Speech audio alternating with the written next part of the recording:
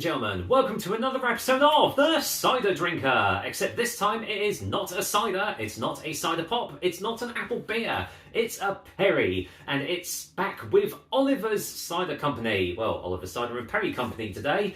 And, well, not too long ago I did their cider in a can. And today I've got their Perry in a can. There we are. I mean, that's pretty much the simplest labelling I've ever seen for a can. Oliver's Perry, that's all you need to know. There is a little bit more to that, but yeah, simplistic design, sometimes that's all you really need, isn't it? So, Perry, made from Perry pears, unfiltered, wild yeast fermented, and full juice, served chilled without ice. Well, I mean, that is exactly what you need to do with this. There's no beating around the bush there. So 330ml cans, as you can see, and this one comes in at 6.3% ABV.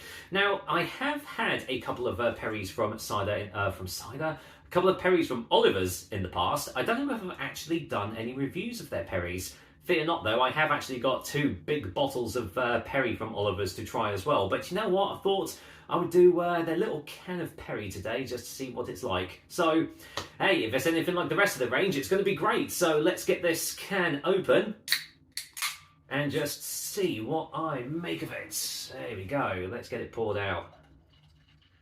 So, wild yeast fermented. That's always a thing.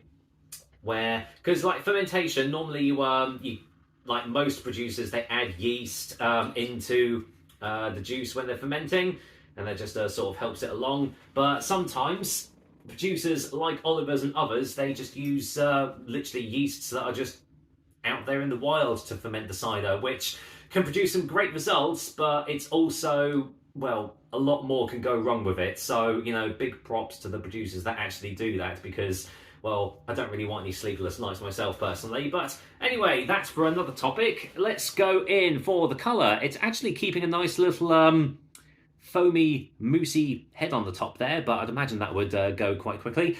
Quite heavily carbonated, I'm going to say. There is little bits of sediment, as you can see, just floating around in there. It is, yeah, I'm going to say that is completely not transparent, it's opaque. You can't see you guys through there at all, and it is quite a nice light amber dark golden colour there. Maybe not picking it up on the light there, but yeah, definitely looks the part. So what does this smell like?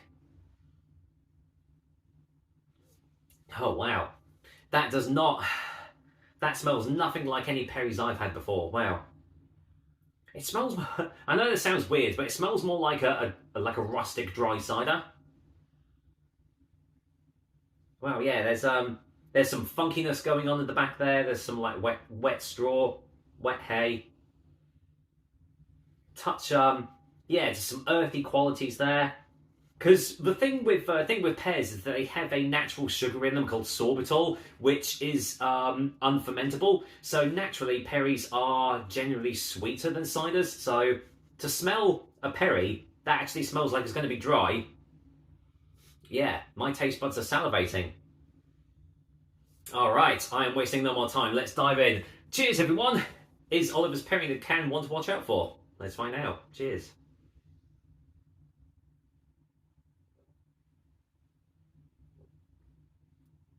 Wow, zingy. Really zingy straight away. Oh, really, really mellow. Wow. Ooh, okay. Oh, I'm going in for another one.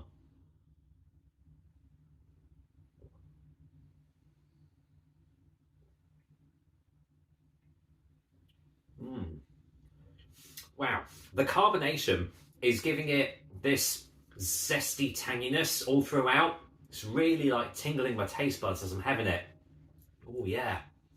It's a little bit acidic initially, but the sweetness does come through from the Perry pears pretty much almost straight after. So yeah, definitely not as dry as I thought it was going to be, but there is that little touch of earthy, woody qualities that is giving it sort of almost like a bittersweet sort of flavour.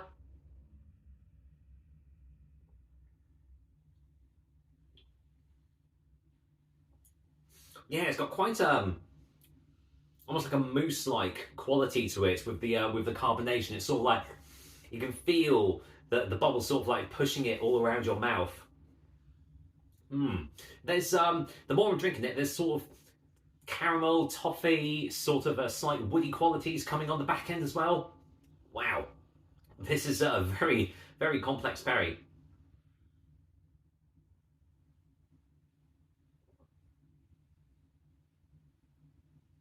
A little bit of sweet shop confectionery there.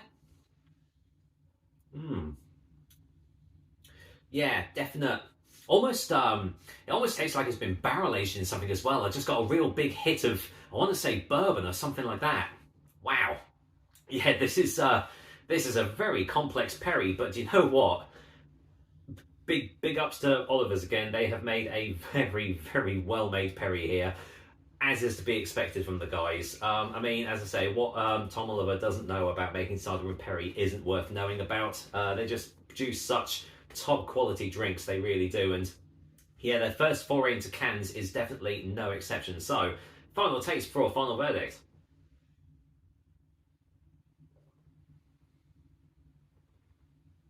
Oh yeah. Oh, every mouthful is just something a little bit different. There was a slight touch of sourness initially there as well.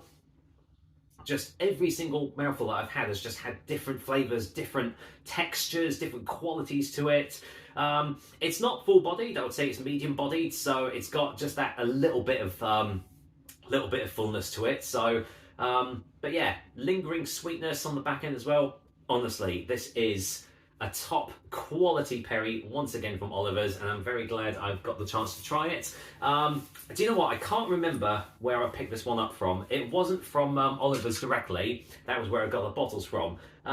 Yeah, really, I think it was from a local bottle shop that's now closed down, unfortunately, which a lot of them are. So support your locals, guys, because otherwise you won't be able to get top quality drinks like this unless you go to the producer. But yeah, actually, no, I have got the wrong chalk there, because for a final verdict, I am going to go and give Oliver's Perry in a can a 9.5 out of 10, and the cider drinker seal of approval. It's been a while since I've actually given a top mark to a drink on this channel, but this is most definitely worth it. It's one of the nicest perries I have ever tried on this channel, and that is saying a lot, because I've tried quite a lot of really good ones. So yeah, keep your eyes out for this one. It is really bloody good. And with that said, that's another episode of the Cider Drink for you guys. I hope you liked it. And as usual, I'll be back with another delicious and tasty cider soon. Until then, have a good weekend, and I'll see you next time. Cheers.